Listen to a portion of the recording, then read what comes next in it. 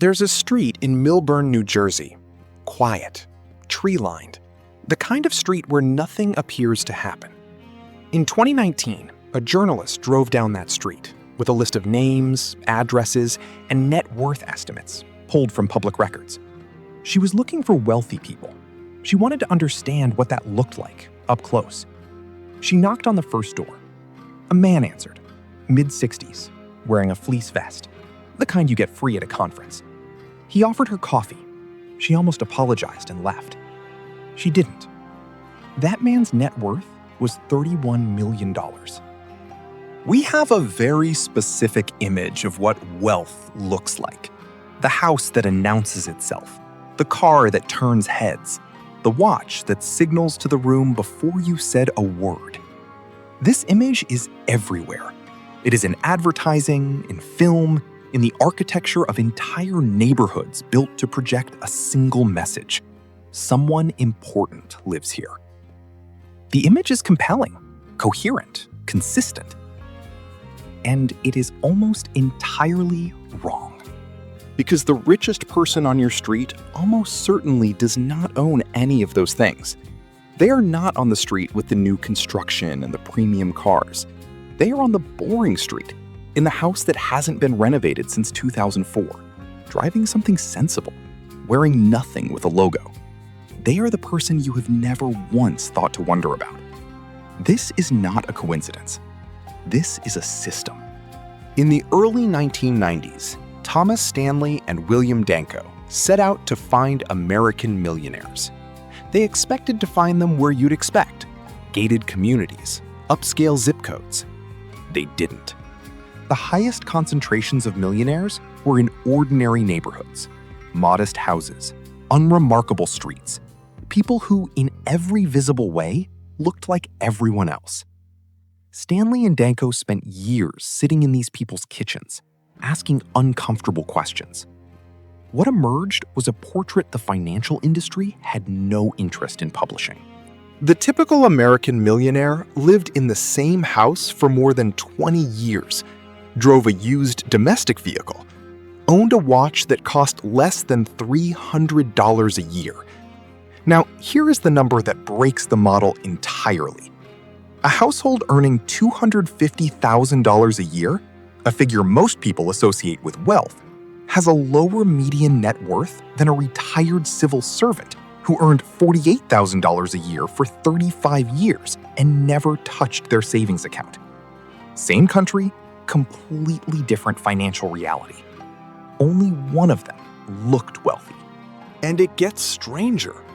Studies of luxury consumption patterns have found that the highest rates of visible luxury spending as a proportion of actual net worth are not found among the wealthy. They are found among doctors, lawyers, senior managers, people who are, by any reasonable measure, doing well. These are the people most likely to drive the premium car, to wear the watch, to live in the house that reflects every dollar they earn. The genuinely wealthy have largely stopped competing in that game because they won it before anyone knew there was a game.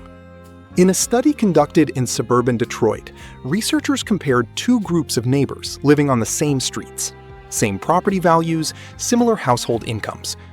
Group 1, high visible luxury spending, new cars, designer goods, premium everything. Group 2, almost no visible luxury spending, ordinary cars, unremarkable wardrobes.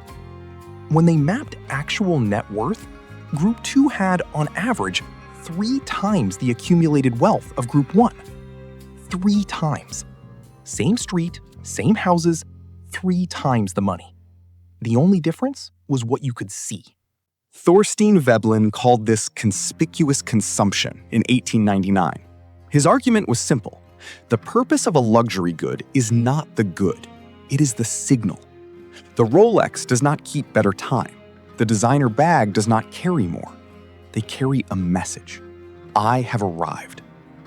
What Veblen could not have anticipated was credit, the infrastructure that made it possible for anyone to send that signal, regardless of whether they had arrived anywhere at all.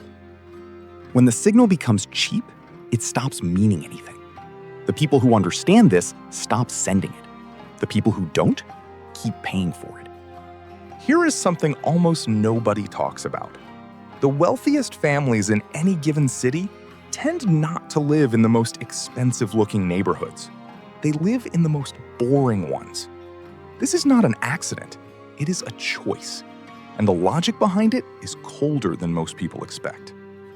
In 2018, a real estate analyst in Chicago mapped the relationship between how impressive a home looked from the street and the actual net worth of the owner. The results were consistent. The most visually impressive homes were owned by people with high incomes and high debt.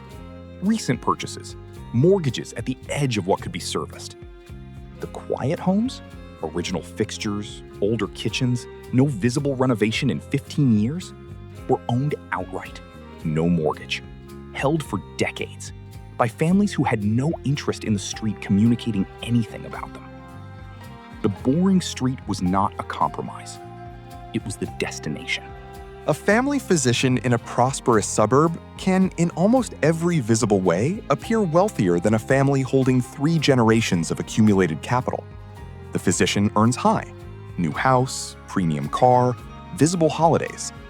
The old money family lives in a house that hasn't been updated in 20 years, drives ordinary cars, takes holidays that don't photograph well. Put them side by side, and most people would point to the physician as the wealthier one. By income, possibly correct. By net worth, almost certainly wrong. The physician is the income statement. The old family is the balance sheet. And balance sheets don't dress up. In 2014, a man named Ronald Reed died in Brattleboro, Vermont. He was 92 years old. He had worked as a gas station attendant for most of his adult life. Later, as a janitor at JCPenney. He lived in a small house, drove an old car, wore a coat held together with a safety pin. His friends described him as quiet, careful, completely unremarkable. When his estate was settled, his lawyers discovered $8 million in blue-chip stocks. He had been buying shares, quietly, patiently, for decades, in companies he understood. He never told anyone. There was no reason to. His local hospital received $4.8 million. His local library received $1.2 million. The town had no idea who he was until he was gone. That is not a story about frugality. That is a story about what wealth actually looks like when it has nothing to prove. Visibility at a certain level of wealth becomes a liability, not metaphorically, literally. The kidnap and ransom insurance market is valued in the billions globally. It exists because of visible wealth. The clients are not the discreet. They are those who made themselves legible, who let the world know precisely what they had. Security consultancies that work with ultra-high net worth individuals have one consistent finding across every market they operate in. The most dangerous thing a wealthy person can do is look wealthy. Privacy is not modesty. It is engineering. There is a language that operates between wealthy people that is entirely invisible from the outside. It has nothing to do with logos. It is the school referenced without explanation, the name that produces a specific reaction in a specific room, the club mentioned in passing to someone who immediately understands and means nothing to everyone else present. Sociologists call this cultural capital. It is not what you wear. It is what you assume the people around you already know. The truly wealthy do not signal to the street. They signal to each other, in a language the street was never meant to read. We began with a man in a fleece vest on a street in New Jersey. $31 million. No indication, no announcement. He built a logistics company over 34 years, sold it quietly, reinvested quietly, moved back to the same neighborhood he had lived in for 2 decades, kept the same car, kept the same routines. His neighbor, a financial services director with a visible income and a house that reflected every dollar of it, had no idea. They had lived 30 feet apart for 11 years. Why does the assumption persist? Why, given everything, do we still read the wrong things? Part of the answer is evolutionary. We evolved in small groups where status signals were honest. The cost of faking them was too high. The chief wore the feathers because no one else could afford feathers. Then credit arrived, and suddenly anyone could afford feathers. The signals became noise, but our instincts didn't update. The other part is manufactured. Luxury brands are not in the business of selling goods. They are in the business of selling identity. And the system that profits from that has no interest in telling you the truth about wealth. It has no interest in Ronald Reed and his safety pin coat.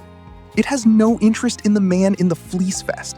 It has no interest in the families on the boring streets with no mortgages and 40 years of compounding behind them.